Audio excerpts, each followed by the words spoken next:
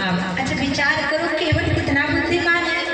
केवट चाहता तो कठोरता की जगह कठौती भी ले जा सकता था, लेकिन केवट इतना बुद्धिमान है, उसने दिमाग लगाया अगर मैं कठौती ले गया तो कठौती एक स्त्रीलिंग, और अगर कठौती लड़की मिल गई राम जी के स्पर्श से तो मुझे विवाह करना पड़ेगा।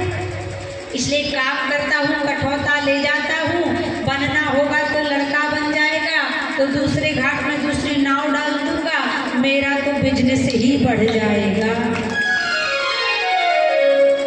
आजकल भी वही स्थिति हमने बताया था ना, किसी को पता चले कि हमारी बहू को बेटा हुआ तो पोते को लेके करते हैं हुलुलुलु हुलुलुलु, और लड़की पता चले तो उदास हो जाते हैं। लेकिन आज केवट ने भगवान श्री राम के चरणों को कठौता में रखा।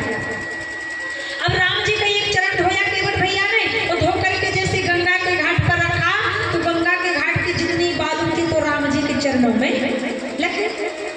केवट ने देखा राम जी के चरणों में बालू लग गई है, फिर उठा लिया, फिर धो के रख दिया, फिर रखा गंगा के घाट पर, फिर बालू लग गई। अब केवट ने फिर उठाया, फिर धो दिया, फिर रखा। भगवान श्री राम ने कहा भैया केवट, ये तुम्हारा सिस्टम तो 14 वर्ष तक चलता रहेगा। तुम हमारा चरण धोते रहोगे तो गंगा जी की बालू हमारे चरणों में लगती रहेगी। कुछ उपाय कर लो ना, जिससे कि समस्या का समाधान हो जाए। केवट ने कहा ठीक है प्रभु, एक उपाय है। राम जी ने कहा जल्दी बताओ कौन सा उपाय है।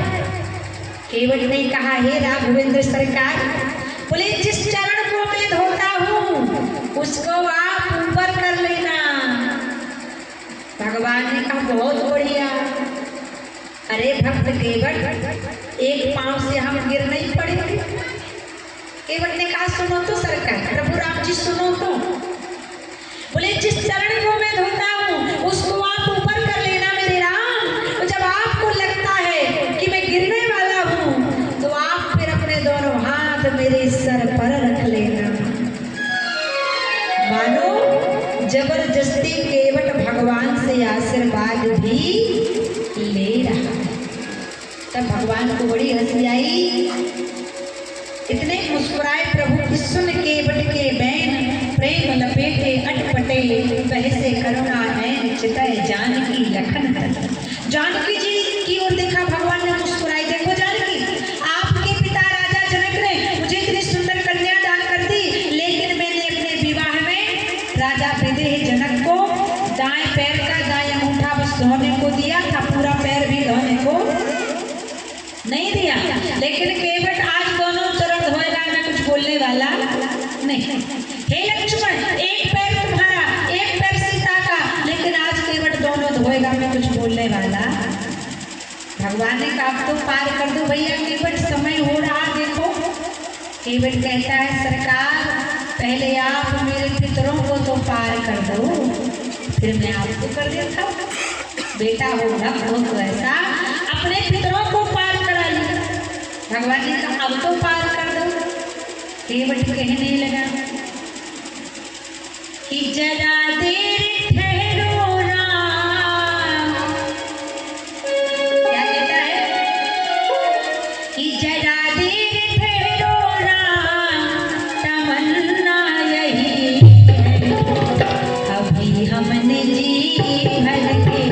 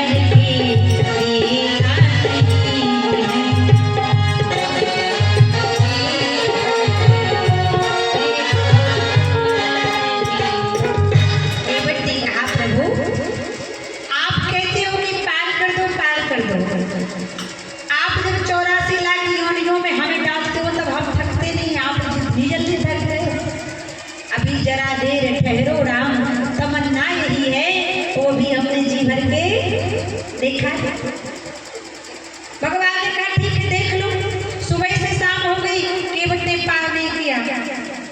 भगवान ने कहा तो पार करो। अब जैसे तैसे केवट ने भगवान को नाव मंगाता है, राम जी को बिठाता है, और जैसे बीच गंगा जी में नाव ले जाता है तो केवट नाव चलाना ही भूल जाता है। अब उल्टी सीधी नाव चलाता है। राम जी ने कहा भैया केवट जरा नाव तो ठीक से चलाओ, अगर ऐसी नाव चलाओगे तो 14 बरस तो बहुत दूर की बात है, यही गंगा जी में सरपट स्वाहा हो जाए। केवट कहता है सरकार मैं कुछ नहीं कर सकता, अब पार करो तो आप, और डुबाओ तो आप। अब केवट की नैया राम जी के भरोसे मैं कुछ करने वाला। कहते हैं आज भगवान श्री राम गंगा जी से प्रार्थना करते हैं, केवट भी गंगा जी से प्रार्थना करता है। आइए हम लोग भी गंगा जी से प्रार्थना करें जिससे कि प्रभु श्री राम गंगा से सकुशल पार हो जाए। और जब राम जी गंगा से पार होंगे तब राम जी हम इस भवसागर से पार लगाएंगे। अच्छा एक बात बताओ, भवसागर से पार कितने लोगों को जाना है? जरा हाथ